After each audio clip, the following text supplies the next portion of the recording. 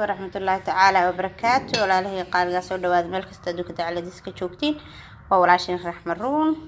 maanta waxaan sameysanaynaa laxoox ama canjeelo qof bas uu yaqaan oo laga sameeyay boorash.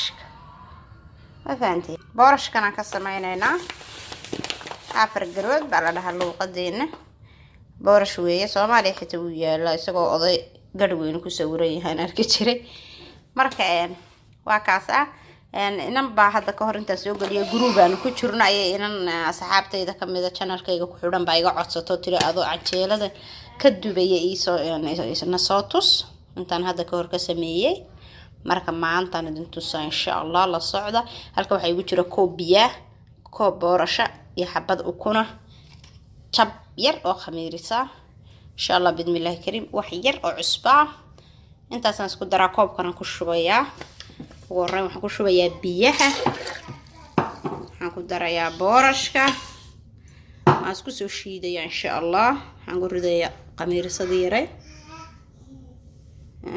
insha Allah. waxyaalaha waxaan ku soo daray xabadii ukunta ahayd, haddana waxaan ku soo darayaa wax yar oo cusba oo meel dheer ah, waan isku soo shiidaa insha Allah. khayaaray birti baan hadda soo saaranay, daqiiqdiina waa tan intaan ku soo shubanay. daqiiq ma aha boorashkii inta ku soo shubanay boorashkii aan shiidnay, birtiina waa soo diyaarsanay insha Allah. ay xabadii ugu horeysay ku shubaynaa. ma fahanteen idinka yaabi doonaa idin dhahay laxooxda ama canjeelada meesha ka soo baxda ayaabays. okay waan ka qaadnay, maxaa u jeedin waa taas laxooxda.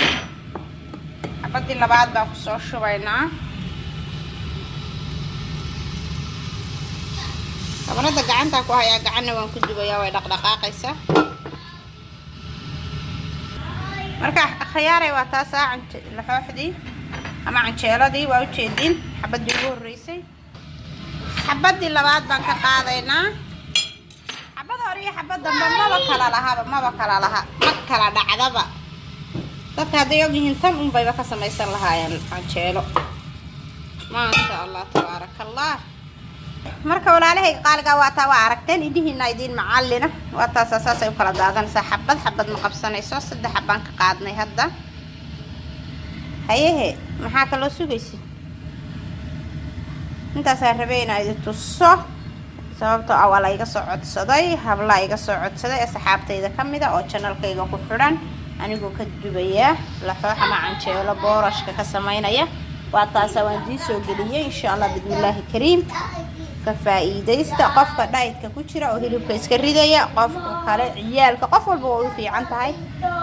mana dhigaysid waa shiiday waad qasaysaa makiinada ku qasaysaa ka soo boorashku burburan yahay ka bacdi horaad ka dubaysaa. wax yar oo khamiirsan ku daray waa arkayseen. ukunta waad iska dhaafi kartaa, waana ku darsan kartaa jooska adaa iskala insha Allah. marka khiyaaray saasaan ku soo dubaynaa, ku soo dhammaynaynaa walaalahayga qaaliga. muhiimaddu waxay ahayd inaan idin tuso sida looga dubayo iyo sida loo qasayo. maasha Allah.